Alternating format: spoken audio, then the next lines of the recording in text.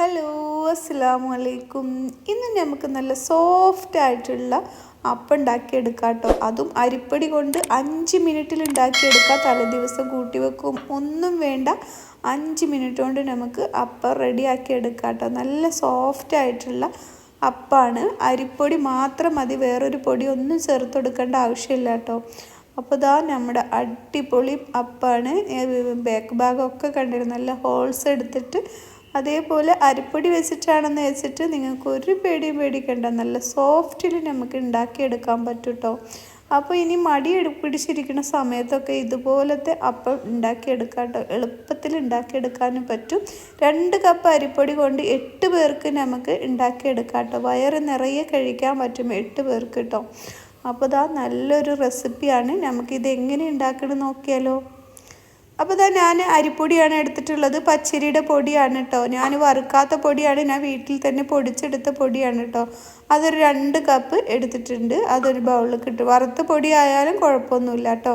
പിന്നെ ആ 2 കപ്പ് അരിപ്പൊടിയിലേക്ക് അതേ കപ്പിന് 2 കപ്പ് ചോറ് നമ്മൾ ചേർത്ത് കൊടുക്കണം കേട്ടോ. അപ്പോഴാണ് നമുക്ക് നല്ല സോഫ്റ്റ് ആയിട്ട് കിട്ടുക. നിങ്ങൾ 4 പേരൊക്കെ ഉള്ളൂന്നുണ്ടെങ്കിൽ 1 കപ്പ് അരിപ്പൊടി 1 കപ്പ് ചോറ് എടുത്താൽ മതി. എന്നിട്ട് നമ്മൾ ആ വെള്ളം അളന്നൊഴിച്ചു കൊടുക്കണം കേട്ടോ. കൂടുതലായി പോകരുത്. പിന്നെ ഓരോ പൊടിക്ക് വ്യത്യാസം ഉണ്ടാകും.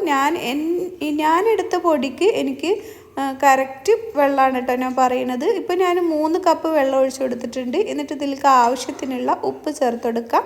പിന്നെ 1 ടേബിൾ സ്പൂൺ പഞ്ചസാര ചേർത്ത് കൊടുത്തിട്ടുണ്ട്. അത് ഓപ്ഷനിലാണ് കേട്ടോ. നിങ്ങൾക്ക് വേണമെന്നുണ്ടെങ്കിൽ മാത്രം ചേർത്ത് കൊടുത്താൽ മതി. അപ്പോൾ ഒരു ടേസ്റ്റൊക്കെ കിട്ടാൻ പഞ്ചസാര ചേർത്ത് കൊടുത്താൽ നല്ല ടേസ്റ്റാണ് കേട്ടോ.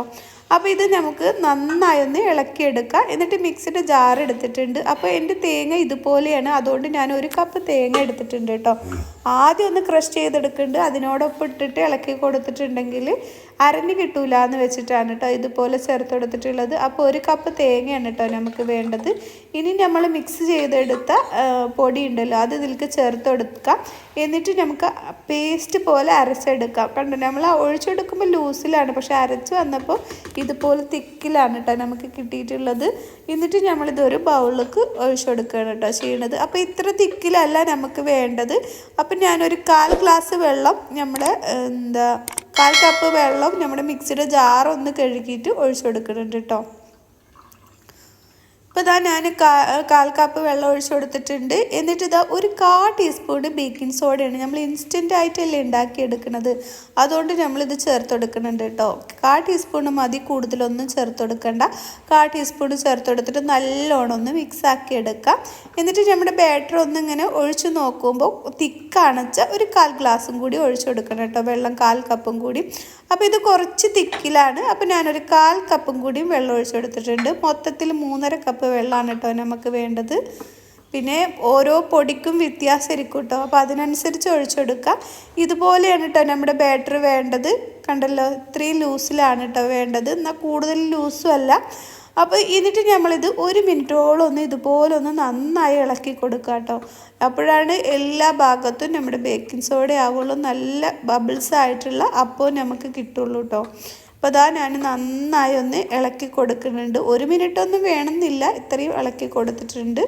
എന്നിട്ട് ഇതാ പാന് വെച്ച് കൊടുത്തിട്ടുണ്ട് കേട്ടോ. എണ്ണയൊന്നും തടവി കൊടുക്കേണ്ട ആവശ്യമില്ല. പാന് നന്നായി ചൂടാവുമ്പോൾ ഓരോ തവി ഒഴിച്ചു കൊടുക്കുക. എന്നിട്ട് ചെറുതായിട്ടൊന്ന് പരത്തി കൊടുത്താൽ മതി കേട്ടോ. നല്ലോണം ഒന്നും പരത്തിയെടുക്കണ്ട, ഇതുപോലെ ഒന്ന് ചെറുതായി പരത്തിയെടുക്കാം. എന്നിട്ട് നല്ലോണം ബബിൾസ് വരുമ്പോൾ നമുക്കിത് അടച്ചു വെച്ച് കൊടുക്കാം കേട്ടോ. കൂടുതൽ നേരം ഒന്നും വെച്ച് കൊടുക്കണ്ട കേട്ടോ. കൂടുതൽ നേരം വെച്ച് കൊടുത്തിട്ടുണ്ടെങ്കിൽ നമ്മൾ അപ്പം ഹാർഡായി പോകും. ഇത് വെന്ത് വരാനുള്ള ടൈം മാത്രം മതി കേട്ടോ. ഒരു 10-20 സെക്കൻഡ് അത്രയും മതിയാവും കേട്ടോ. അപ്പോഴേക്കും ഇത് വെന്ത് കിട്ടും. അപ്പോൾ ഇതാ കണ്ടല്ലോ, കൂടുതൽ നേരം വെച്ച് കൊടുക്കണ്ട. അപ്പോൾ നമുക്ക് ബലം വെച്ച് പോകും കേട്ടോ. ഇതുപോലെ ഒന്ന് ഉണ്ടാക്കിയെടുക്കാം. അപ്പോൾ ഇതാ അടുത്തതും ഇതുപോലെ തന്നെ ലാസ്റ്റ് വരെ നമുക്ക് ഇതുപോലെ ബബിൾസ് ആയി കിട്ടും കേട്ടോ. നമ്മൾ ആദ്യം തന്നെ നല്ലോണം മിക്സ് ആക്കി എടുത്തിട്ടുണ്ടെങ്കിൽ ഇതുപോലെ നമുക്ക് ഉണ്ടാക്കിയെടുക്കാം.